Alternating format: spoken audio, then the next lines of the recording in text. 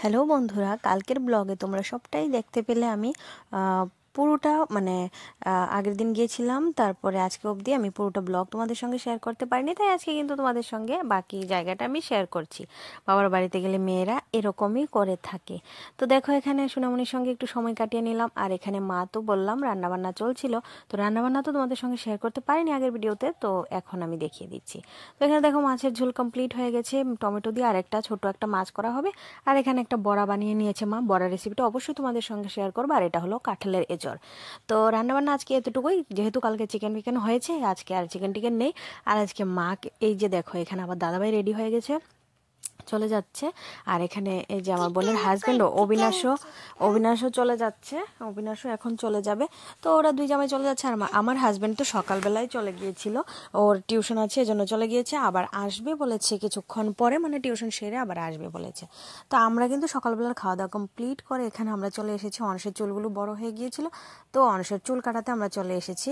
কারণ দোকানে নিয়ে যাইনি, এই দাদারই দোকান আছে, দোকানে আর নিয়ে যাইনি, কারণ আমাদের পাড়াতেই দাদার বাড়ি, তো বাড়িতেই আমি দোকানে গিয়ে আমি পারবো না অংশকে নিয়ে, কারণ অংশ খুব যন্ত্রণা করে, তোমরা জানো। ওকে অনেক কিছু দিয়ে টিয়ে কিন্তু চুলগুলি কাটানো হয়েছিল।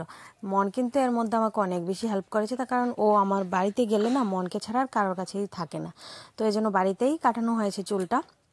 তারপর আমি প্ল্যান করেছিলাম আমি আর আমার বোন দুজনেই আমরা চুল কাটবো, বাট আমার আর কাটা হলো না, যেহেতু অংশ বাড়িতে গিয়ে কান্নাকাটি শুরু করে দিয়েছে। এখানে আমার বোন চুল কাটা ওর স্টার্টও হয়ে গেছে, এই যে দেখো কান্নাকাটি শুরু করে দিয়েছিল। আর বৌদি আর মন মিলে কিন্তু অংশকে স্নানও করে দিয়েছে। আর দেখো ও এসে গেছে, তোমাদের দাদা এসে গেছিলো। আর সোনামণিকে যেহেতু রেখে গিয়েছিলাম বাড়িতে, সোনামণি ওর কাছেই আছে, মানে ওর পাপার কাছে। আর এই যে দেখো, আমি আমার বাবার এই ছোট্ট নার্সারিটা তোমাদের সঙ্গে শেয়ার করছি। আমার বাবা কিন্তু এটা নিজের হাতে কিন্তু এই গাছগুলিকে খুব বেশি যত্ন করে, অনেক গাছ লাগিয়েছে বাবা। ছোট্ট জায়গার মধ্যে যতটুকু পেরেছে ততটুকুই লাগিয়েছে। আর ডালিয়া ফুল না সবগুলি গাছের মধ্যে কলি এসেছে।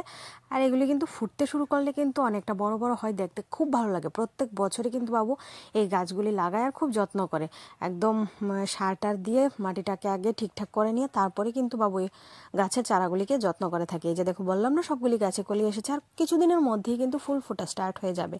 তো এখানে দেখো, আমার মা কিন্তু দুপুরবেলা ওই যে আবারও শুরু করে দিয়েছে পিঠা বানানো। আর মাকে এদিকে হেল্প করছে কিন্তু আমার জেঠিমণি। আমার জেঠিমণি তো তোমরা জানোই, সবাই আমার জেঠুর বাড়ি তো আগরতলাতে।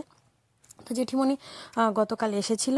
তো এখানে মা জেঠিমণি মিলে অনেক পিঠা বানিয়েছে। আর অনেক বছর পর কিন্তু মা জেঠিমণি একসাথে এত সময় পেয়েছে আর পিঠা বানাচ্ছে। আর এর মধ্যে কিন্তু আমার দিদিও কিন্তু পিছিয়ে নেই, দিদি কিন্তু হেল্প করছিল। আর এদিকে কি পিঠা, আমি সবগুলি পিঠার নামও জানি না, যেহেতু আমি ঘরে ছিলামও না, আমি একটু একটু আসি শুধু ভিডিও করে চলে যাই। কারণ অনসা সোনামণি খুব বেশি যন্ত্রণা করে, তাই ওরা আমাদের এন্ট্রি করতে দেয় না রান্নাঘরে বেসিক্যালি বাড়িতে গেলে। এই যে দেখো, আমার মার পিঠা করা কমপ্লিটও হয়ে গেছে, ওই পিঠাগুলিকে কিন্তু ভেজেছে, তারপরে গুড়ের পায়েসে দেওয়া হয়েছে। তো এরকমভাবেই মা অনেক পিঠাই বানিয়েছে। তারপর কিন্তু এখন আবার আজকে আবারও পাটিসাপটা হয়েছিল, এটা হয়েছে, তারপর আবার মালপোও হয়েছিল।